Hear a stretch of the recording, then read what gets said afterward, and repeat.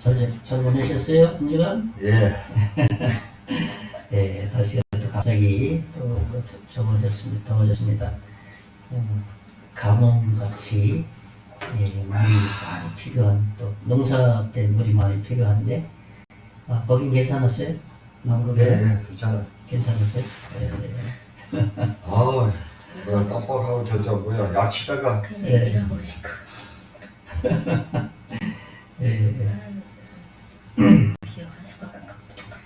이제 우리 하나님 앞에 주일 예배 드리겠습니다. 다 같이 묵상으로 주일 예배 드립니다. 하나님은 영이시니 예배하는 자가 영과 진리로 예배할지니라. 아멘. 38장 찬양입니다.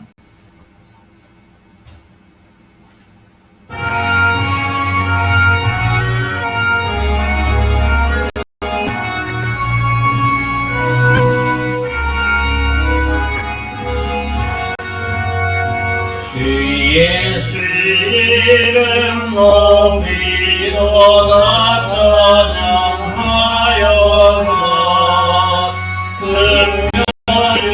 금요일을 들여서 만유를 예주가자. 금요일을 들여서 만유를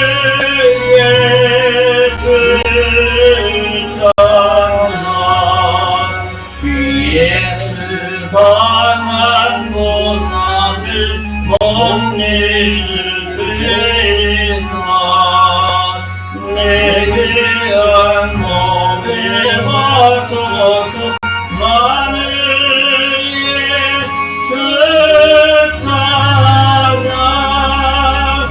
내게 한 몸에 맞춰서 나를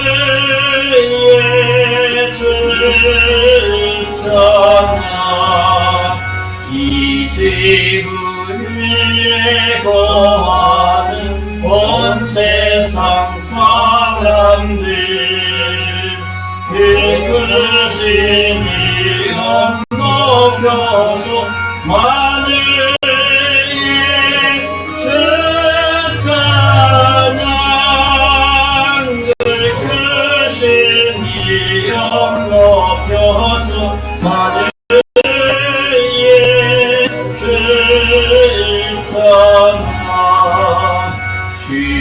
믿는 성도가 함께 주 앞에 엎드려 무등한 노래 불러서 만을 예수 찬양. 무등한 노래 불러서 만을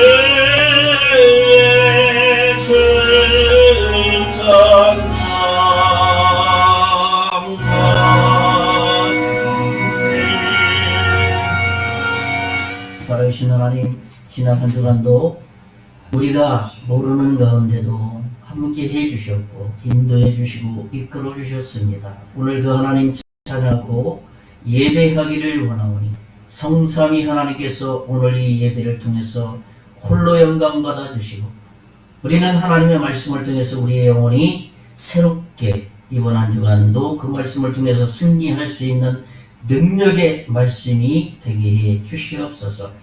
예수님 이름으로 기도하옵나이다. 아멘. 우리 찬송가 266장 찬송가 266장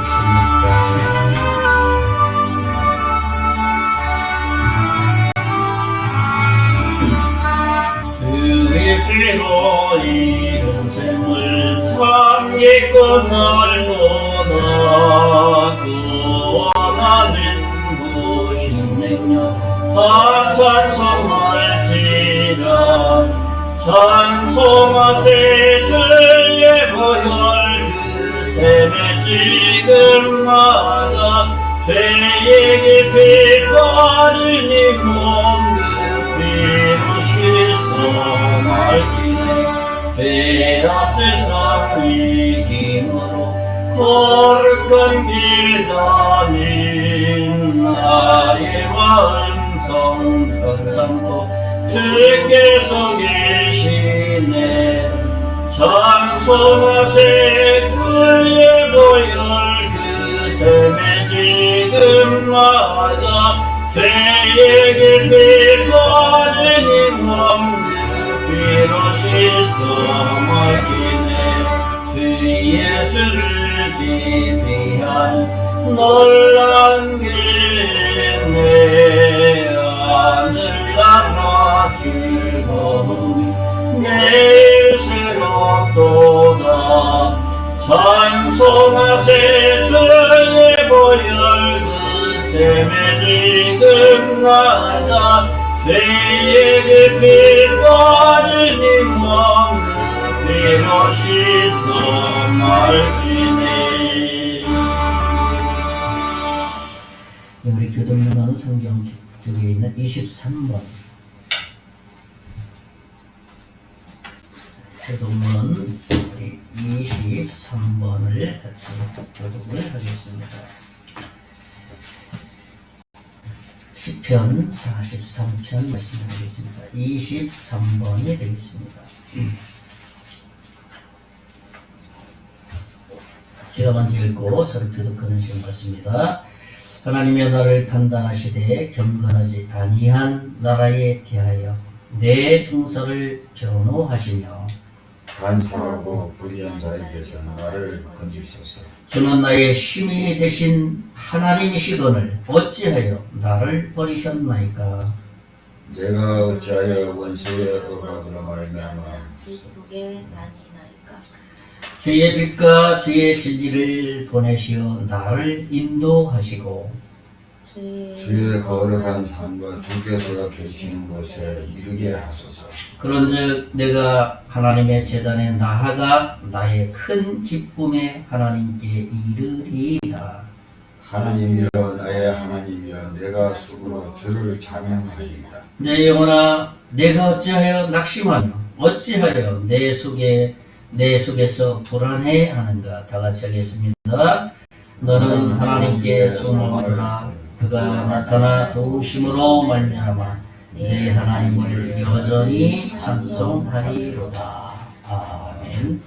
우리 사도신경으로 우리의 신앙 고백을 드리겠습니다. 전능하사 천지를 만드신 하나님 아버지를 내가 믿사오며 그의 아들 우리 주 예수 그리스도를 믿사오니 이는 성령으로 잉태하사 동정녀 마리아에게 나시고 본디오 빌라도에게 고난을 받으사 십자가에 못 박혀 죽으시고 장사한 지 사흘 만에 죽은 자 가운데서 다시 살아나시며 하늘에 오르사 전능하신 하나님 우편에 앉아 계시다가 저리로서 산자와 죽은 자를 심판하러 오시리라.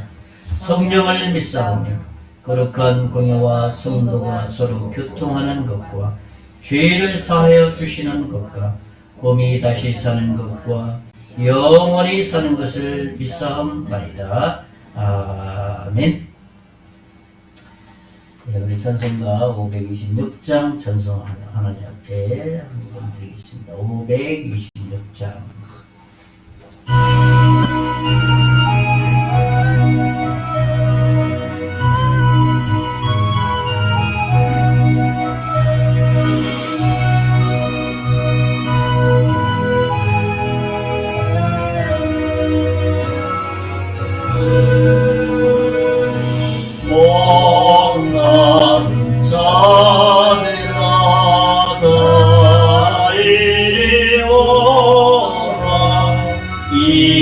이곳에 존샘을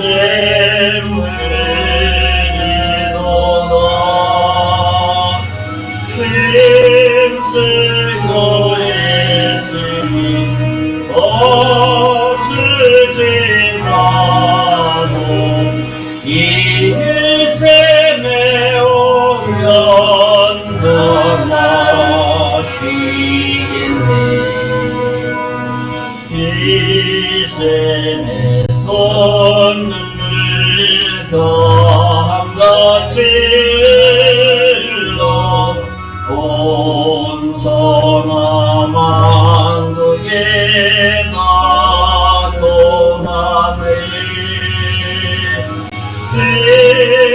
인문학의 입장에 분별이 없이 알아서 신고 도마시기를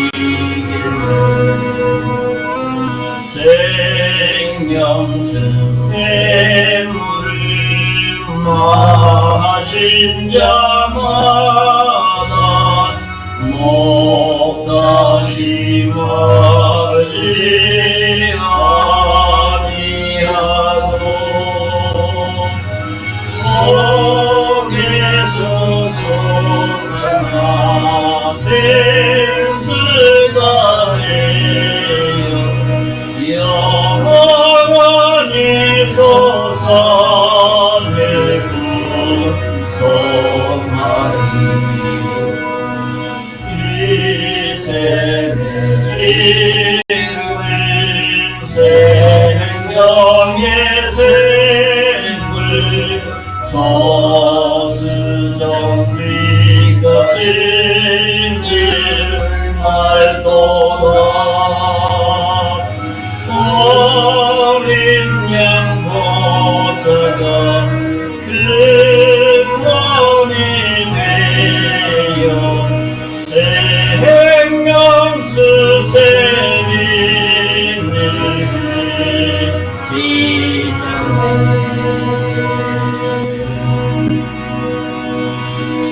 연합협회 감사헌금 가정에서 드렸습니다.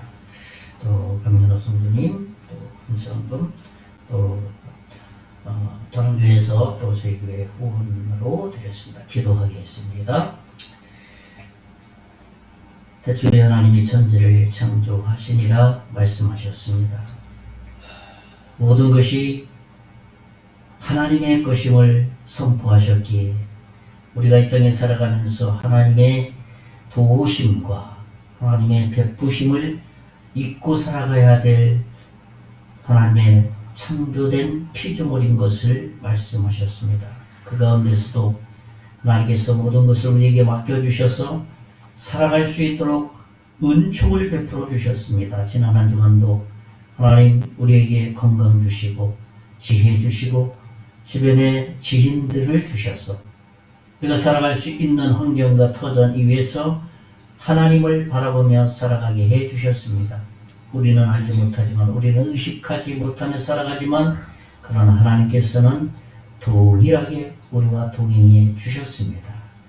그 하나님 홀로 영광 받으시고 그 하나님께 감사하여서 이 예물의 마음을 실어서 드리오니 주님 흥양하여 주시옵소서. 예물이 사용되어지는 것에 죽어가는 영혼들을 주님께 인도하는데 바르게 쓰임받게 하여 주시고 교회가 유지되는데 바르게 사용되어질 수 있도록 은총을 베풀어 주셔서 하나님께만 영광이 되게 해 주시옵소서. 드린 손길 하늘에 신령한 것으로 30, 60, 100개의 놀라운 영적인 축복을 주시고 더불어서 살아갈 모든 것 풍족하게 덤으로 채워주실 것을 믿습니다. 관리하는 손길 지혜와 성령 충만하게 해주셔서 이걸 잘 관리하여서 하나님께 칭찬받을 수 있도록 은혜 베풀어 주시옵소서.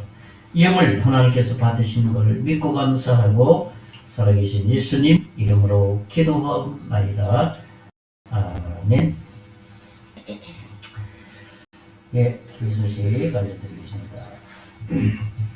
서로 한번 또 인사를 나누시죠. 잘 오셨습니다. 반갑습니다. 반갑습니다. 예. 어떻게 보면 우리가 매일 우리 똑같은 일상인 것 같지만 하나님의 그 시야로는 매일매일이 다 다릅니다. 그래서 우리 매일 보는 얼굴 같지만 또 매일 다른 거예요. 인사 나누는 것은 바로 그러한 의미가 있습니다. 이번 한 주간도 주 안에서 놀라운 은혜의 복을 많이 받아 누리시기를 먼저 축원의 말씀을 드리겠습니다. 네, 이번 주 되겠네요. 10일 날 화요일 날 우리 커피 전도가 있겠습니다. 제가 노복교회에 계속해서 교회 리모델링 아니 인테리어 작업을 꾸미고 있는데 목사님들이 지금도 커피전도 하시나요? 그랬더니 네, 언제 하나요? 그러니까 매월 20일장 한다고. 처음에는 매월 4회 했는데 그래서 이렇게 말씀을 이렇게 나눴더니 참 쉽지 않은 일을 계속 하시는 것 참 귀한 일인 것 같다고 많은 이렇게 도전을 받으시더라고요. 그래서 저희는 그냥 편안하게 받은 은혜를 좀 사람들에게 갚아야 되겠다 하는 마음으로 그냥 시작해서 끝까지 해야 된다는 단순한 마음을 하고 있는데 또 주변 사람들은 또 그게 또 아닌가 봐요. 특별하게 또 생각을 하더라고요.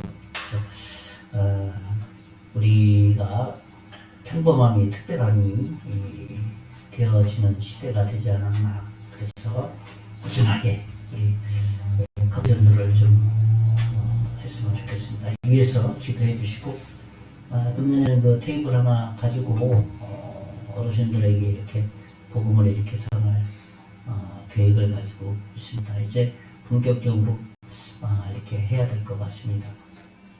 그 다음에 다음 주 20일 날에도 원래 20일 커피 줬는데 다음 주 20일에도 커피 전도 합니다. 그래서 금년에는 또 연결되어서 하나님께로 인도받는 일들이 생겼으면 좋겠습니다. 그 중에 한 사장님이 우리 커피 전도 맞은편에서 채소하는 최경자 사장님이죠. 그거는 매월 실제도 헌금 드리고 옆에 받은 장사 하시는 사장님도 그렇고 감사헌금. 그래서 금년에는 기회가 되면 찾아가서 이렇게 기도도 하고 가정으로 이렇게 한번 말씀을 드려놨습니다. 그래서 허락은 받았는데 위에서 기도해 주셨으면 좋겠습니다. 마을방문 계속해서 하겠습니다. 꾸준하게 이제 농사를 많이 짓고 있는데 음료수도 이렇게 타서 이렇게 마을을 돌아야 될 것 같습니다. 제가 가서 노업교회 가서 섬긴다 해서 좀 소홀한 면이 있지 않는가 생각을 많이 합니다. 그래서 이번 주부터는 좀 한두 번 시간 될 때 가서 또 이렇게 할 계획 중에 있습니다. 나라 민족으로 해서 계속 기도했으면 좋겠습니다. 국가의 안정과 정부, 국방, 국가경제, 소득인 외교관계, 또 젊은이들의 교훈의 증가, 대통령 선거 이후에 또 국민들이 좀 여러 가지 또 생각들을 가지고 있지 않습니까? 이위에서 정말 이 나라가 어떻게 하나님이 기뻐하시는 나라가 될 것인지 하나님이 이끌어 달라고 우리 계속해서 나라 민족을 위해서 하나님의 손에 잡혀서 이끌어갈 수 있는 나라가 될 수 있도록 위해서 기도했으면 좋겠습니다.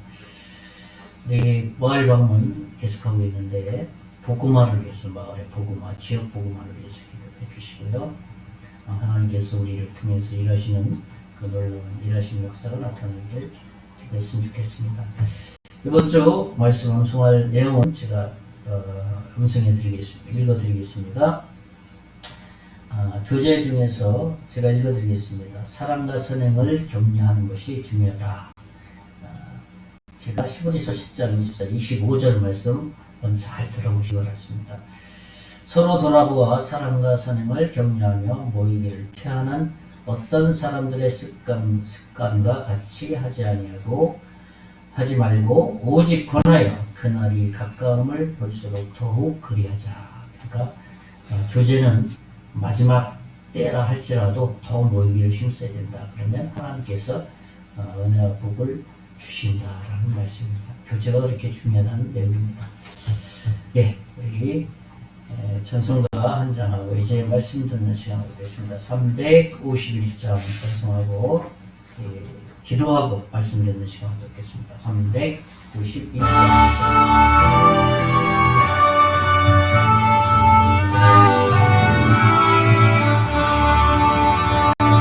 믿는 사람들은 주의 음성이 앞서가신 주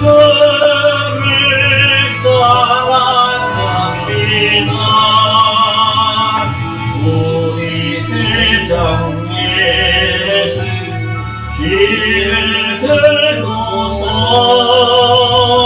적전 많은 곳에 가신 것 보면 믿는 사람들은 주의 근사리 앞서가신 주를 따라갑시다. 원수 마귀 모두 쫓겨나리니 예수 이름 듣고 거듭나리라. 우리 찬송 들고 지옥 떨리니 형제들 아들들 찬송하시다. 믿는 사람들이 주의 근사리 앞서가신 주를 따라갑시다. 세상 나라들은 멸망당하나 예수 교회 영영 왕성하리라. 머리 권세력이 벤지 못함을 내가 모든 교회에 지키시리라. 믿는 사람들이 주의 근사리 앞서가신 주를 따라갑시다. 백성들아 와서 함께 모여서 우리 모두 함께 개가 부르세. 영원토록 영원한 권세 찬송을 우리 주께 돌려보내세. 믿는 사람들이 주의 근사리 앞서가신 주를 따라갑시다.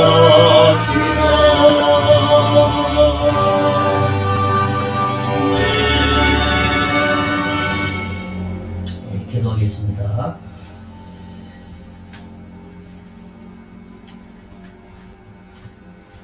살아계신 하나님, 한 주간도 하나님이 지켜주셨습니다. 은혜를 베풀어 주셨습니다. 주의 은혜가 아니면 어떻게 우리가 살아갈 수 있겠습니까?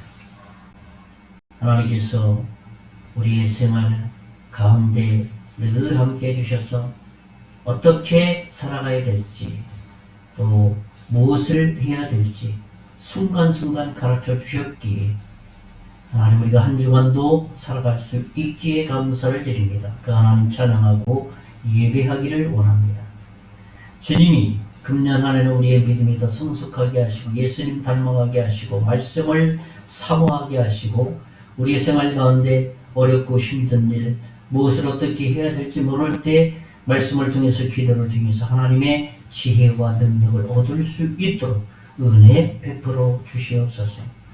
특별히 아버지 하나님, 우리 순계장로교회를 복내려 주시고 금년에는 죽어가는 영혼들이 주께로 나와서 함께 예배하고 찬양하는 일이 더 늘어날 수 있도록 인도해 주시고 우리가 방문하는 모든 지역마다 사단의 세력, 우상의 세력이 물러가고 예수 그리스도의 영, 예수 그리스도의 보혈의 능력이 각 마을마다 골짜기마다 예수 그리스도의 계절이 올 수 있도록 은총을 베풀어 주시기를 원합니다. 그 일을 우리 송계장로 교회가 잘 감당하게 해주시고 저희들이 잘 감당할 수 있도록 은혜 베풀어 주시기를 원합니다.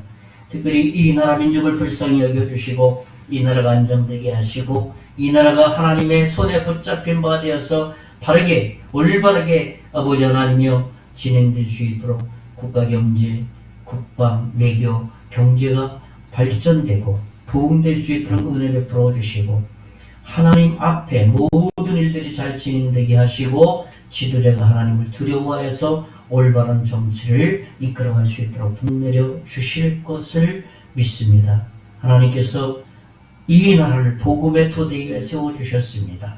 하나님께서 한국교회를 통해서 한국교회 성도를 통해서 목회자를 통해서 하나님 그 일을 넉넉히 감당할 수 있도록 기도할 수 있도록 복내려 주시기를 원합니다. 오늘도 말씀을 듣기를 원하오니 말씀을 통해서 우리의 심령이 새로워지게 하시고 하나님을 올바르게 바라보며 우리의 신앙이 더 성숙하는 오늘 하나님의 음성이 되게 해주시고 이 말씀을 통해서 우리가 한 주간도 하나님의 순종해 나갈 수 있는 하나님의 거룩한 또한 하나님의 우리에게 하시고자 하는 말씀이 될 수 있도록 은혜 베풀어 주시옵소서. 믿고 감사하고 살아계신 예수님 이름으로 간절히 기도하옵나이다. 아멘.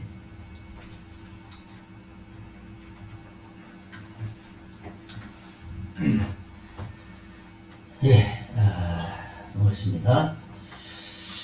오늘도 이제 사도행전 말씀 또 이어가고 있습니다.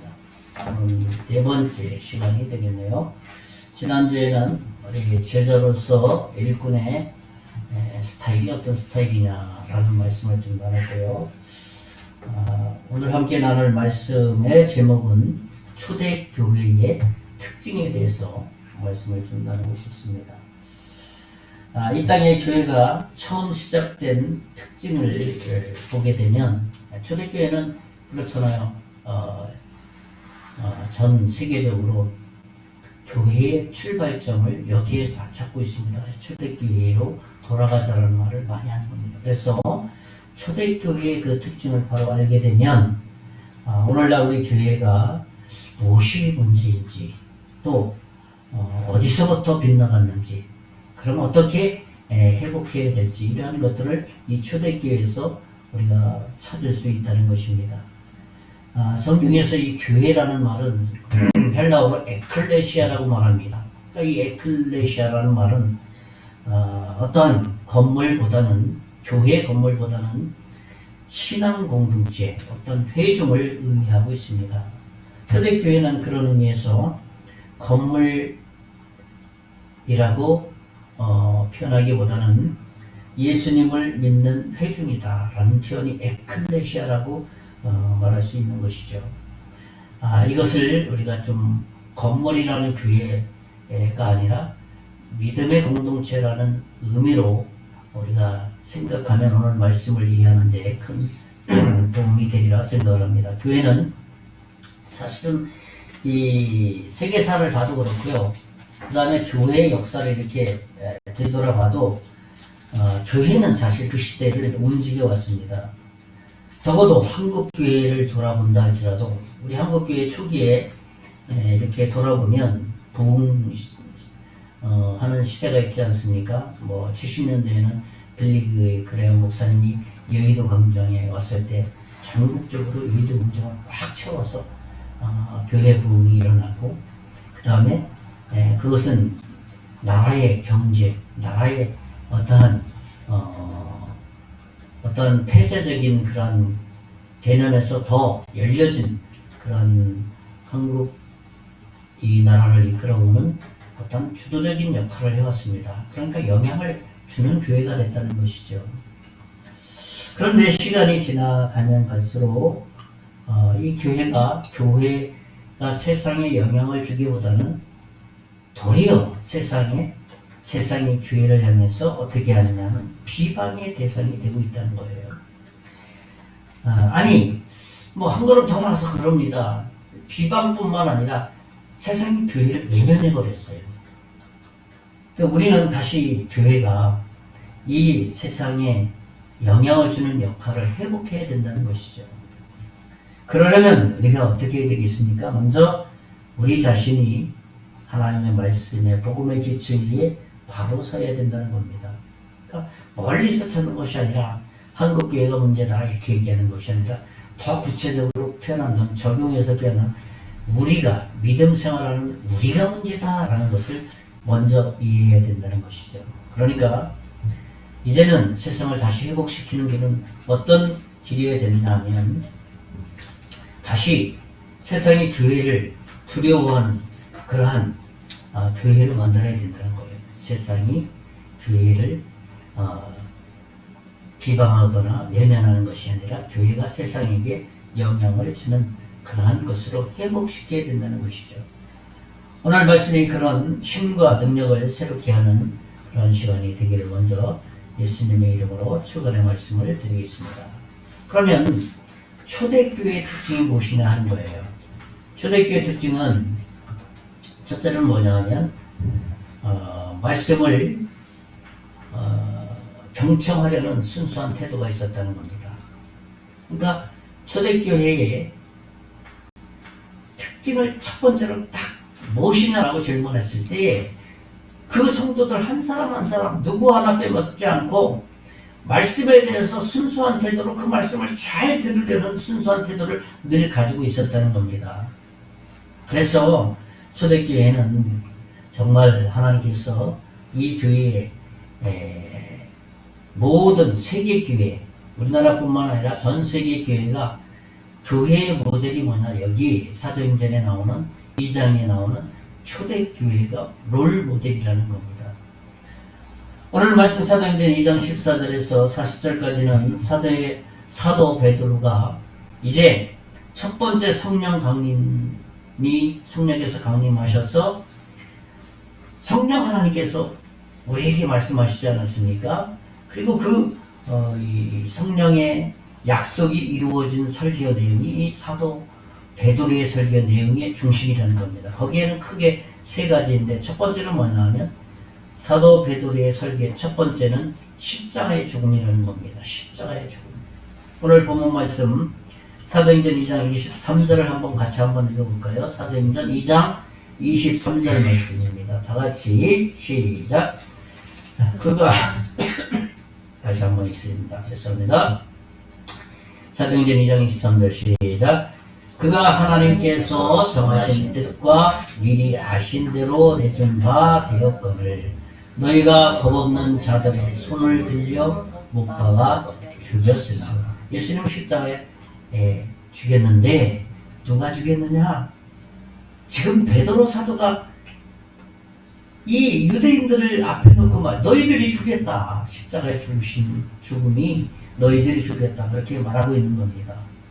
그러니까 예수님의 죽으심을 그냥 예수님이 죄인이기 때문에 죽은 것이 아니라 너희들이 십자가에 내어서 예수님이 십자가에 죽었다. 근데 예수님이 어떤 분이냐? 죄가 하나도 없으신 분이다. 죄가 하나도 없으신 분을 너희가 십자가에 내어 죽었다. 십자가에 못 박으라 그러지 않았느냐? 근데 그 예수님이 어떤 분이냐면 죄가 하나도 없으신 메시아시 하나님이셨다. 근데 그 하나님이 십자가에 죽은 것은 이제 두 번째로 말합니다. 너희들의 그러한 죄 때문에 죽은 것이다. 너희가 예수 그리스도를 십자가에 못 박고 죽으라고 외쳤던 너희들의 죄, 그 죄 때문에 예수님이 십자가에 너희 대신 죽으신 것이다. 그렇게 베드로는 지금 유대인들에게 설교하고 있는 거예요. 그래서 예수님께서 십자가에 죽은 것은 예수님이 죄가 많으셔서 죄인이어서 죽은 것이 아니라 너희들을 대신해서 십자가에 죽으셨다. 그리고 그 예수님이 그것 때문에 이 땅에 오신 것이다. 그렇게 말씀하신 거예요. 그러니까 정리해보면 그런 거예요. 십자가에 죽기 위해서 이 땅에 오셨다. 사도 베드로는 그렇게 그들에게 설교하고 있는 겁니다. 두 번째는 뭐냐 하면 예수님의 부활입니다. 예수님의 부활. 예수님께서 십자가에 죽으신 것은 예수님이 십자가에 죽으시고 부활하지 않았다면 그 뭐 자기 죄 때문에 죽은 거 아니겠습니까?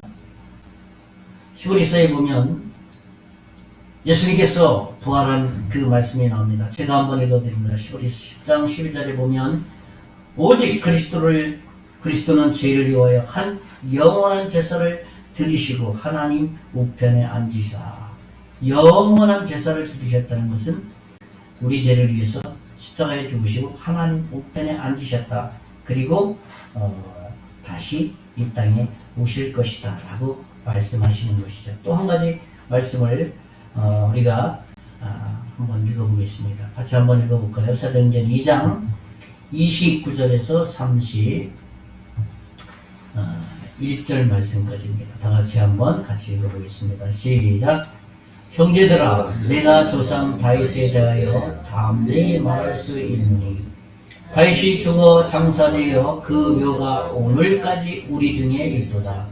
그는 선지자라 하나님이 이미 맹세하사 그 자손 중에서 한 사람을 그 위에 앉게 하리라 하심을 알고 미리 본 거로 그리스도의 부활을 말하되 그가 음부의 버림이 되지 않고 그의 육신이 썩음을 당하지 아니하시리라 하더니. 그러니까 왜 말씀 보세요.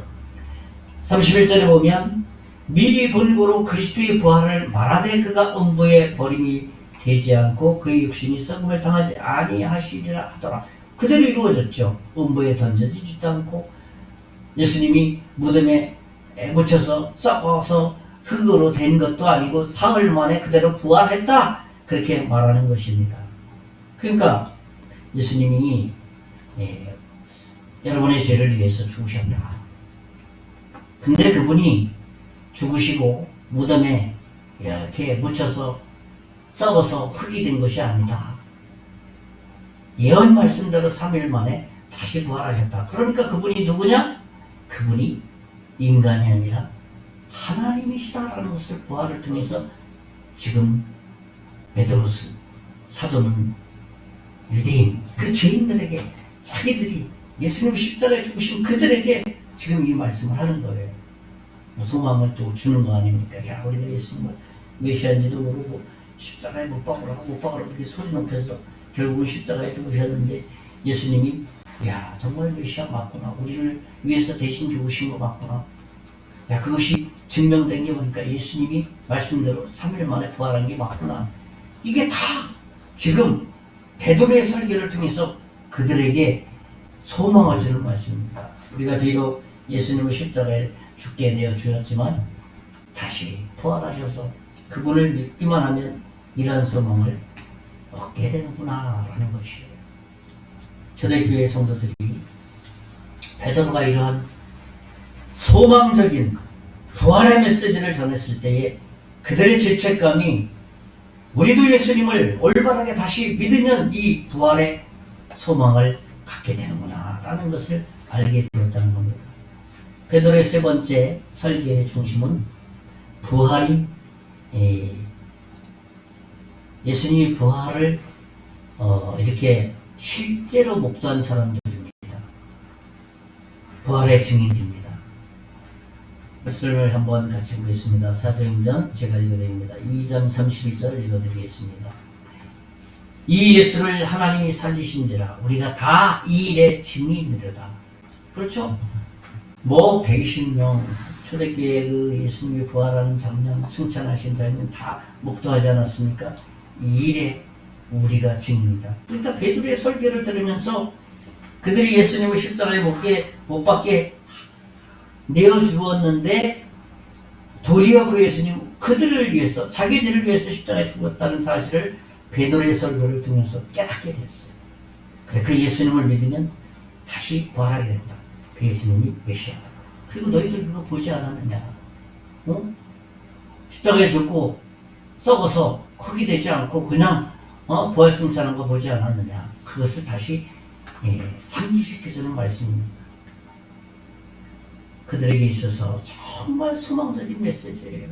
얼마나 그들에게 죄책감에서 이제 자유로워지는 그런 장면이라는 겁니다. 초대교회의 특징은 첫 번째로 뭐라고 했습니까? 하나님의 말씀을 어떻게 했습니까? 경청하는 순수한 태도라는 겁니다. 그러니까 이러한 베드로의 설교에 그들이 마음을 이제 집중해서 순수한 마음으로 말씀을 대하려는 태도를 가지고 있었다는 겁니다. 두 번째로는 뭐냐 하면, 두 번째는 배우고 실생하려는 열정이 그들에게 있었다는 겁니다. 초대교회 성도들의 특징 중에 두 번째는 정말 무엇이든지 하나님의 말씀을 배우려고 하고 그 말씀이 옳다고 하면 자신을 그냥 실생하려는 그 열망이, 열정이 있었다는 겁니다. 무슨 말입니까? 하나님을 알아가는, 배우려는 마음이 그 마음속에 가득 차 있다는 겁니다. 초대교회 성도들은 사실은 하나님 말씀에 대해서 정말 자신이 예수 그리스도에 대해서 올바르게 깨닫고 나서 하나님에 대한 그 열망이 뜨겁게 늘 마음에 타오르고 있었다는 겁니다. 오늘날 우리에게 적용한다면, 우리가 예수님을 믿고 구원받은 우리의 모습을 보면 초대교회 같은 그 성도들의 모습이 되어야 된다는 거예요. 정말 나 같은 죄인을 예수님께서 나를 위해서 십자가에 죽으시고 내가 영원한 지옥으로 가야 될 내 영혼을 다시 영생을 주셨구나 하는 것을 구원받은 우리가 초대교회 같은 감사한 마음, 또 하나님 말씀에 대한 그 열정, 그 열정적인 마음이 오늘 예수님을 믿는 우리에게는 동일하게 우리의 삶 속에서 나타나야 된다는 것입니다. 오늘 본문 말씀 한번 같이 보겠습니다. 사도행전 1장 42절에서 46절까지 한번 같이 읽어보겠습니다. 오늘 본문 말씀 사도행전 2장 42에서 46절 다 같이 시작. 그들이 사도의 가르침을 받아 서로 교제하고 떡을 떼며 오로지 기도하기를 힘쓰니라. 사람마다 두려워하는데 사도들로 말미암아 기사와 표적이 많이 나타나니 믿는 사람이 다 함께 있어 모든 물건을 서로 통용하고 또 재산과 소유를 팔아 각 사람의 필요를 따라 나눠주며 날마다 마음을 같이하여 성전에 모이기를 힘쓰고 집에서 떡을 떼며 기쁨과 순전한 마음으로 음식을 먹고. 그러니까 여기에 이 42절부터 말씀 보면 사도들의 가르침을 잘 받았다고 말합니다. 그 다음에 서로 모이기를, 교제하기를 힘썼다는 겁니다. 그리고 한 걸음 더 나가서 기도하는데 온 힘을 기울였다는 거예요. 그리고 마지막 46절에 보니까 모이기를 힘쓰며 또 집에서까지 가서 떡을 떼고 기쁨과 순전한 마음으로 음식을 먹고. 참 초대교회의 모습이 얼마나 하나님의 말씀에 대해서 배우려고 하는 이 열정이 불타 있는지 이 말씀에 다 녹아져 있다는 것을 볼 수 있는 것이죠. 그러니까 우리가 이러한 배우고 실생하려는 열정이 우리 마음속에서 초대교회 같이 있어야 된다는 거예요. 이것이 회복되어질 때 교회가 세상에 영향을 줄 수 있다는 것입니다. 이 사실을 우리가 마음에 잘 품고 생각하게 된다면 우리의 신앙생활이 그냥 교회나 와서 예배하고 그냥 끝나는 것이 아니라 우리의 삶 가운데 이러한 마음을 갖게 된다는 겁니다. 그렇다면 어떻게 이러한 우리의 영적인 것을 회복할 수 있느냐 하는 것이에요. 회복할 수 있는 이유는 첫 번째로는 뭐냐 하면 한번 보겠습니다. 예. 첫째로는 가장 먼저 기도하는 것입니다. 그러니까 우리가 초대교회 같이 어떤 신앙 삶을 살아야 되느냐 하는 첫 번째, 회복하는 첫 번째 중요한 요소는, 방법은 가장 먼저 기도하는 것이에요. 기도는 뭐냐 하면 어떤 사람이 하냐면 나는 내가 모든 것을 할 수 있다라고 자만하는 사람은 기도하지 않습니다. 그러나 하나님만이 도움을 필요한 사람입니다. 그래서 도와줘야 됩니다라고 하나님 앞에 나가서 기도하게 된다는 것입니다. 그러니까 가장 먼저 해야 될 일이 뭐냐 하면 우리가 하나님 앞에 기도하는 일이라는 겁니다. 사도 바울은 데살로니가 성도들에게 이렇게 말했습니다. 5장 17절에 보면 쉬지 말고 기도하라 그렇게 말씀했어요. 그러니까 기도하는 사람이 어떻게 보면 자기가 아무것도 할 수 없어요 라고 말했을 때에 뭔가 좀 무능한 사람처럼 보이잖아요. 근데 믿지 않는 사람들이 예수님을 믿으십시오 그렇게 하면 예수 믿는 사람들은 무능한 사람들이야, 뭔가 좀 부족한 사람들이야, 그래서 하나님 앞에 좀 뭔가 도움을 자꾸 요청하려고 하는 사람들이야, 그렇게 생각하는 사람들이 세상 사람들이 많이 있어요. 그래서 나는 예수 믿기 싫어요, 그런 무능한 사람 되기 싫어요, 그렇게 말하는 사람이 참 많이 있다는 거예요. 그런데요, 성경을 이렇게 자세히 보면 기도하는 사람들은 무능한 사람이 아니라 유능한 사람이에요. 하나님이 나의 부족함을 내가 기도할 때 들어주시고 지혜를 주시고 한 걸음 더 나서 능력을 주신다는 것을 알고 겸손하게 기도하기 때문에 유능한 사람이라는 겁니다. 그래서 첫 번째로 우리가 그런 초대교회와 같은 믿음을 회복하기 위해서는 기도하는 거예요. 두 번째로는 뭐냐 하면 모이며 서로 교제하는 것을 힘쓰는 일이에요. 그러니까 세상 사람들과 같이 모여서 그냥 막 모여서 주저리 그냥 자신의 유익을 위해서 그냥 모였다 흩어져서 그냥 유익을 삼는 그 정도가 아니라 이 성도들의 모임은 모여서 함께 기도하고 서로의 부족함, 서로의 그 필요들을 얘기해서 서로 기도해 주게 된다는 거예요. 그래서 46절에 보면 날마다 성전에 모이기를 힘썼다고 초대교회 성도들은 말한 거예요. 그 다음에 마지막 세 번째로는 우리 자신을 희생하는 일이에요.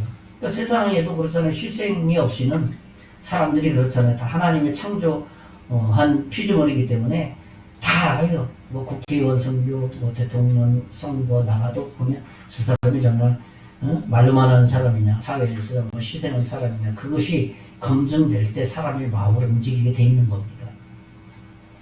마찬가지예요. 믿음의 사람들은 하나님 앞에서 헌신과 희생하는 사람이 되는다는 거예요. 그래서 예수님께서 이런 말씀을 하셨습니다. 마태복음 20장 28절을 보면 우리 한번 같이 읽어볼까요? 마태복음 20장 28절에 시작. 인자가 온 것은 섬김을 함이 아니라 도리어 섬기려 하고 자기 목숨을 많은 사람의 대성물로 주려 합니다. 그러니까 예수님께서 이 땅에 오신 것은 나의 하나님이니까 하나님의 아들이 나를 섬겨라 그런 게 아니라 오히려 만왕의 왕께서 내가 섬기려 이 땅에 왔다. 도리어 예수님께서 섬김의 왕이 되어주셨다는 겁니다.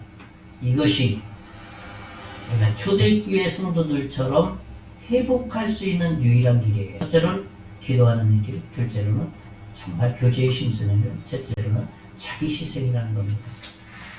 마지막 세 번째 초대교회의 특징은 무엇이냐면 모든 사람에게 인정받는 삶을 살았어요. 무슨 말입니까?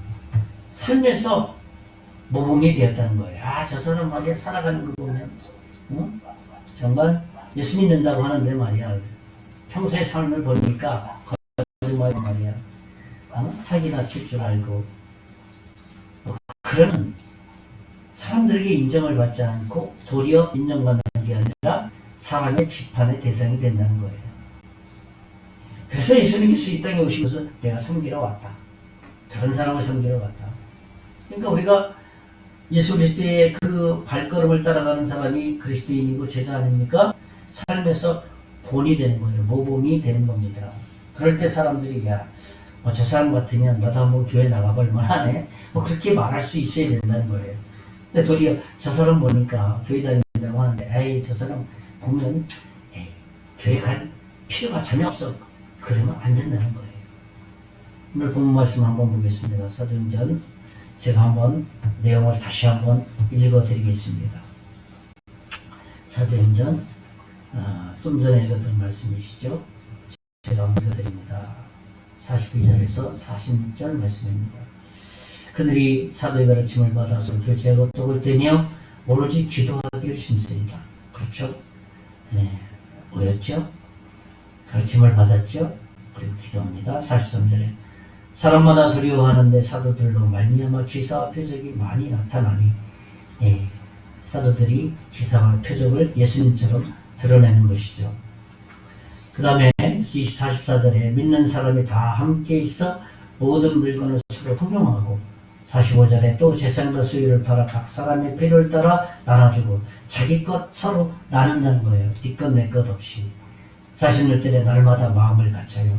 같은 마음이라는 거죠. 성전에 모이기를 힘쓰고, 어디에? 교회에 모이기를 힘쓰고, 집에서 떡을 떼며 기쁨과 순전한 마음으로 음식을 먹고, 집에 가서도 그렇게 있다는 거예요.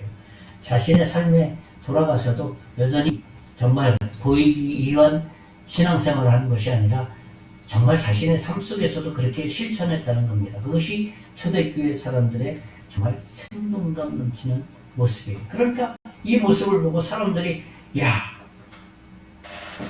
저 사람 정말 메시아로 알고 올바로 믿고 나서 정말 사람들에게 헌신적인 삶을 사는구나. 사람에게 인정받는 그 삶을 살게 되었다는 겁니다. 그래서 사람들로 하여금 인정을 받게 될 때 내 이름이 드러나는 것이 아니라 내가 믿는 예수님의 이름이 드러난다는 것이에요. 계속해서 말씀을 한번 읽어드리겠습니다. 사도행전 2장 47절 말씀. 하나님을 찬미하며 온 대등에게 칭송을 받으니 주께서 구원받는 사람을 날마다 더하게 하십니다. 그렇잖아요.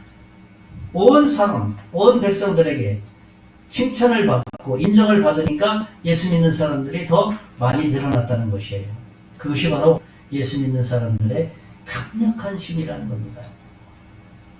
그 사람이 뭐 재산이 많아서, 뭐 지식이 많아서, 똑똑해서, 사람들과의 어떠한 그 주변 사람들이 많아서 크게 능력이 있는 것이 아니라 이러한 사람들로 하여금 인정받고 자신의 자신을 드릴 때 자기에게 주어진 지혜, 자기에게 가지고 있는 물질, 주변 사람들의 모든 것을 하나님이 사용하신다는 겁니다.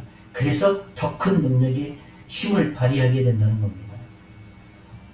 그래서 예수님께서 하신 말씀입니다. 뭐라고 말씀하셨냐 하면 마태복음 5장 13절에 이런 말씀하셨습니다. 너희는 세상의 소금이니. 그렇죠? 예수님을 우리가 세상의 소금이라고 했어요. 소금 잘 알잖아요. 소금은 짜게 하든지 맛을 내는데 다 모든 재료에 첨가되는 거예요. 근데 그 맛이, 소금의 맛을 잃으면 어떻게 되나요? 무엇으로 짜게 하려 후에는 쓸데없이 없어서 다 버리게 된다. 이거 뭐 소금이라는데 짜지도 않고 그래. 이 소금 아니냐 하면서 사람들이 버린다는 거예요. 그래서 사람들에게 밟힐 뿐이다. 이렇게 예수님께서 말씀하신다는 거예요. 그러니까 우리가 믿는 예수 그리스도, 그분께서 우리가 어떻게 살아야 되는지 말씀하는 것이죠. 계속해서 말씀 읽어드립니다. 16절까지 말씀 읽어드리겠습니다. 14절에 보면 너희는 세상의 빛이라. 산에 있는 동네가 숨겨지지 못할 것이요. 빛의 역할은 숨긴 것을 드러나게 하는 거잖아요. 그죠? 그냥 전기불이 딱 나타나면 여기 어두운데 여기에 물건이 무엇이 있는지 빛이 딱 비춰지는 가운데 딱 드러나게 돼요. 무엇을 얘기해요? 우리 내면의 죄가 싹 드러난다는 거예요. 빛은 누구예요? 예수님 아닙니까? 15절에 보면 15, 16절에 사람이 등불을 켜서 말 아래 두지 아니하고 등경 위에 두나니 이러므로 집 안에 모든 사람에게 비치느니라. 이같이 너희 빛이 사람 앞에 비치게 하여 그들로 너희 착한 행실을 보고 하늘에 계신 너희 아버지께 영광을 돌리게 하라.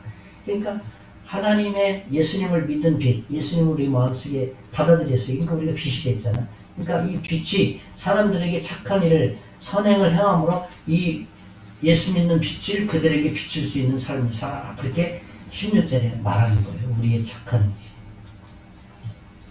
얼마나 소중한 말씀인지 모릅니다.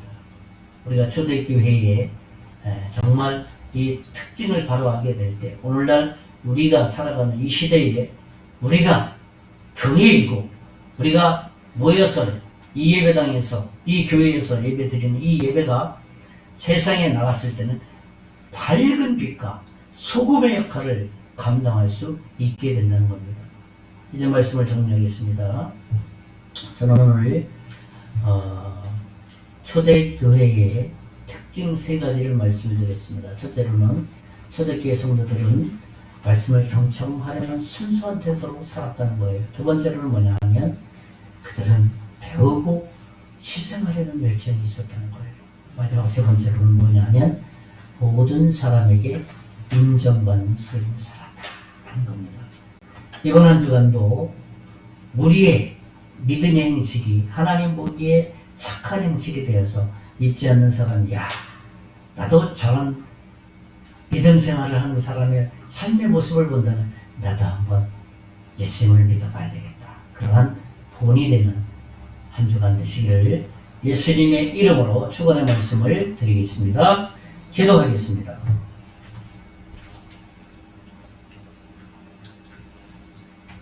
살아계신 하나님,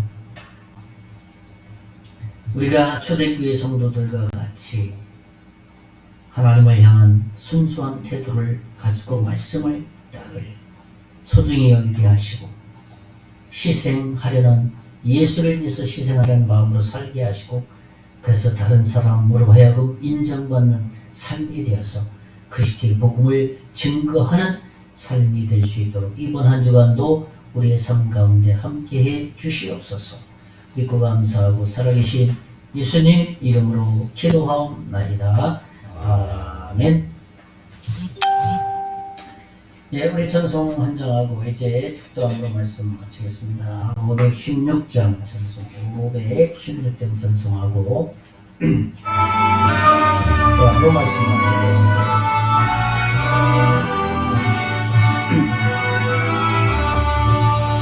온 길 따라 의 길을 세계만 이길 따라서 살기를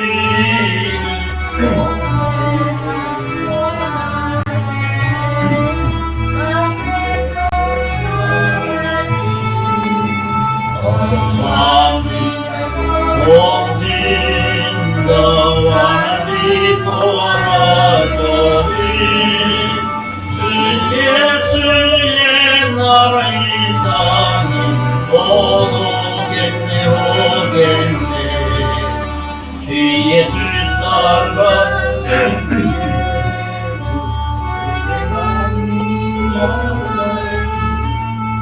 길과 진리요 참 생명 내 창검을 부수고 나가르러 평화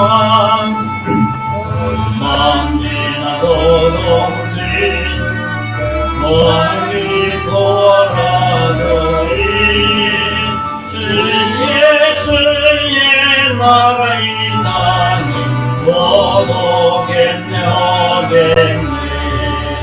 놀라운 이 소식 알리오라 세계 만민을 구하여 내 주 예수를 보내신 참 사랑의 하나님 만 백성이 따를 길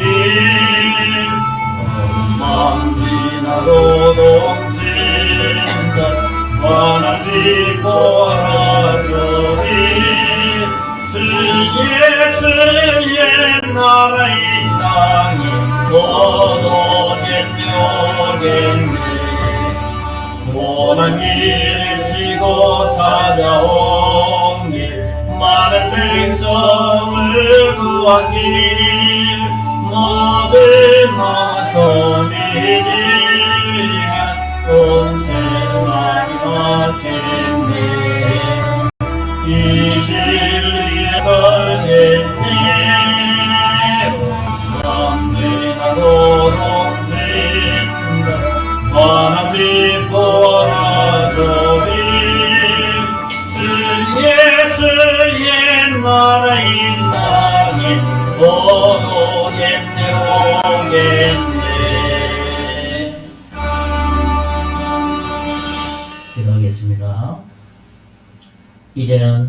우리 주 예수 그리스도의 은혜와 하나님의 극진하신 사랑과 성령님의 감화감동 역사 이루 충만하시니 오늘 초대교회의 성도들과 같이 살기를 원하는 사랑하는 모든 성도들 머리 위에, 가정 위에, 사업 위에, 앞으로 예수 믿고 구원받을 하나님의 자녀 위에 우리 성계장님 교회 이제로부터 영원토록 함께 계실지어다. 아멘.